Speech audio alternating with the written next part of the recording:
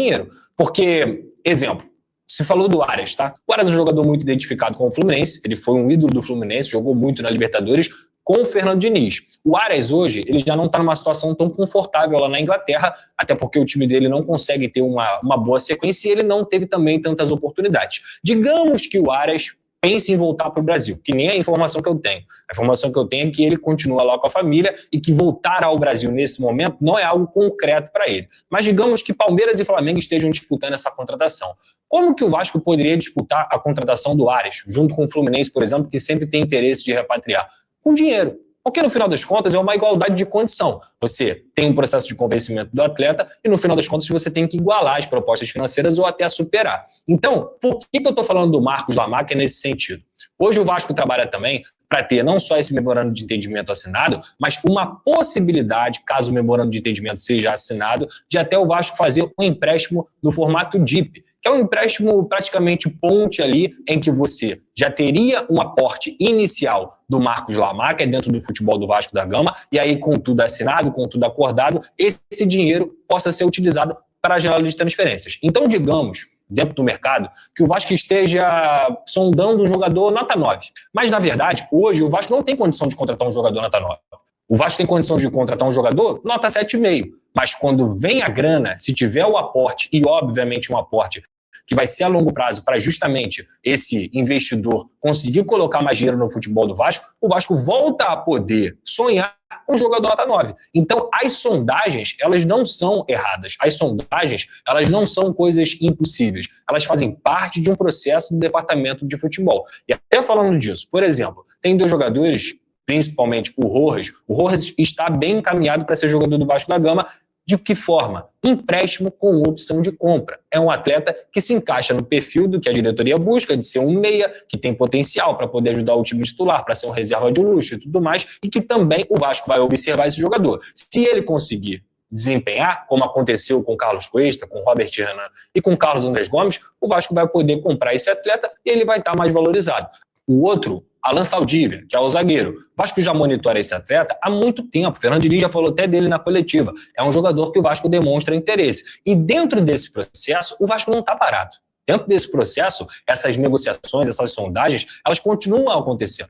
O que o torcedor tem que ter na cabeça é, cada vez mais, filtrem onde vocês buscam informação. Filtrem canais com responsabilidade, que não ficam iludindo o torcedor, que não ficam inventando notícia. Ou você tem a notícia, ou você não tem. Desculpa, eu, com todo respeito, sou jornalista há 12 anos, cara. Eu trabalho em mercado aí, de futebol, de mercado de transferências, há 12 anos também, praticamente. Ou você tem um nome, ou você não tem. E se a tua fonte não deixa você revelar o nome, cara, boca miúda.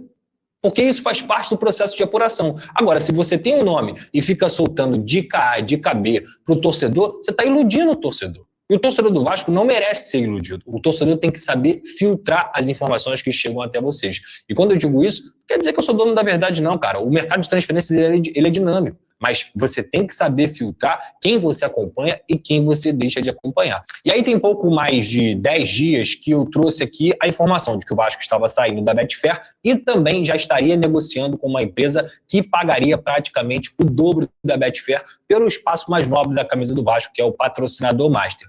A Betfair, diferentemente do que foi divulgado aí amplamente, ela não paga 70 milhões de reais ao Vasco da Gama.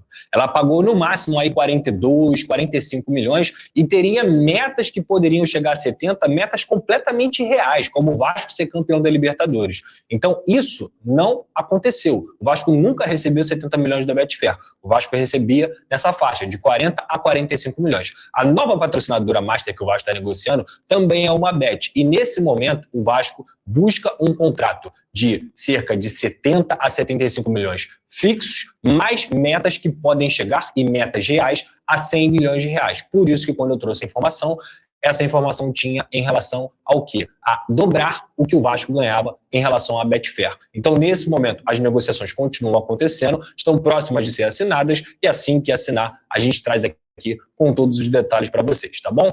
Então é isso, rapaziada. Eu acho que era importante a gente trocar essa ideia, era importante a gente falar um pouquinho sobre isso para eu explicar para o torcedor e aparecer aqui pela última vez no ano de 2025. Um feliz ano novo para vocês, um beijo no coração da torcida vascaína, que sempre me acompanha, que sempre tem muito carinho. Repito, gente, essas são as minhas informações e eu respeito as informações de qualquer colega, mas eu acho que é muito importante a gente ser transparente com o torcedor e não iludi-lo, como muita gente faz, tá bom? Dirigente do alto escalão do Vasco, daqueles com muita informação, estava conversando comigo e falou o seguinte: cara, Otamendi é loucura, é mentira, o Vasco não procurou o atleta.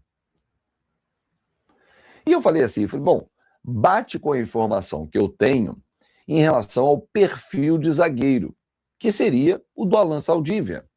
23 anos, jovem, empréstimo com opção de compra, jogador de salário mais baixo. O Otamendi não se encaixa nesse perfil. E a pessoa me disse exatamente isso. É isso. O Vasco tem o seu orçamento, não vai fazer nenhuma loucura e não vai buscar jogador que não caiba na filosofia do técnico Fernando Diniz. Otamendi é um líder, é um grande atleta, mundialmente conhecido, campeão do mundo, mas o Vasco não procurou o Otamendi, nem para agora e nem para depois. E falou, com essas palavras, pode dizer no seu programa, é mentira. Está dito. John Arias, perguntei para essa pessoa também, cara, e John Arias? Eu tenho a informação de que o Vasco não fez nenhuma consulta por ele. Ontem o John Arias teria dado uma entrevista, eu confesso que eu não sei exatamente para quem foi, mas eu li uma aspa, em que ele fala que a prioridade, caso volte ao Brasil, é do Fluminense. Ontem o time dele, o Wolverhampton, que é o lanterninha da Premier League, conseguiu o 3º ponto no fim do primeiro turno. 19 rodadas depois, 3 pontinhos. Está virtualmente rebaixado. Empatou com o United em 1-1. John Arias jogou, inclusive, camisa 10. E ele teria dito que, caso volte ao Brasil, a prioridade é o Fluminense, a família adaptada, gosta, a casa é o Fluminense, tá, beleza. Só que todo grande jogador, quando vai para a Europa, e tenho certeza absoluta que o Mário Bittencourt, presidente à época do Fluminense, fez isso. Caso você, John Arias, volte ao Brasil daqui a tantos anos, então, um período de 2, 3 anos, você cria uma janela para isso. A prioridade na volta é do Fluminense. Você imagina, vamos colocar uma situação. Não veio, tá? Não tem nenhuma proposta. Real Madrid, Barcelona, Bayern de Munique, Crystal Palace, tem nenhuma proposta na mesa. Mas digamos que o Real Madrid se acerte com o Vasco para comprar o Ryan. Vai emprestá-lo, deixá-lo aqui até o meio do ano que vem, né? Ali, 2026, e aí vai levá-lo no meio do ano.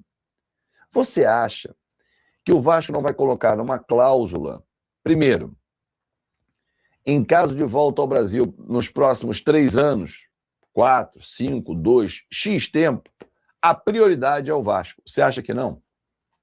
Ou o Vasco vai correr risco de deixar o Ryan pintar no rival? Porque tem adaptação à Europa, tem saudade da comida. Já vimos isso na culinária da família, dos amigos. Aí o cara volta.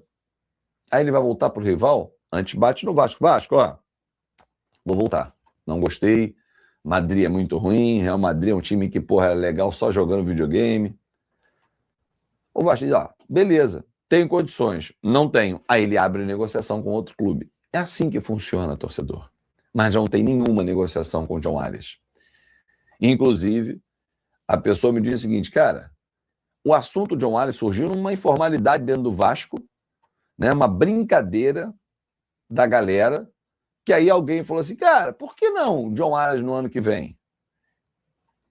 Mas não há a menor condição. O Wolverhampton pagou 22 milhões de euros por ele. Não tem a menor condição do Vasco fazer nenhuma proposta. A realidade hoje do Vasco é essa. Acompanhe até o final do vídeo, porque eu vou falar sobre a venda da SAF, hein? Tem informações exclusivas e quentes para você. Ainda em relação a Saldívia e ao Rojas, essas 2 negociações, conforme a gente vem falando aqui nos últimos dias, seguem no mesmo modelo. Empréstimo com opção de compra. A palavra hoje está com Colo-Colo e Monterrey. Entre Atletas e Vasco, tudo sacramentado, tudo resolvido. Modelo de negócio enviado para Monterrey, que é o dono dos direitos federativos do Rojas, que é o meia colombiano, e do zagueiro uruguaio Saldívia.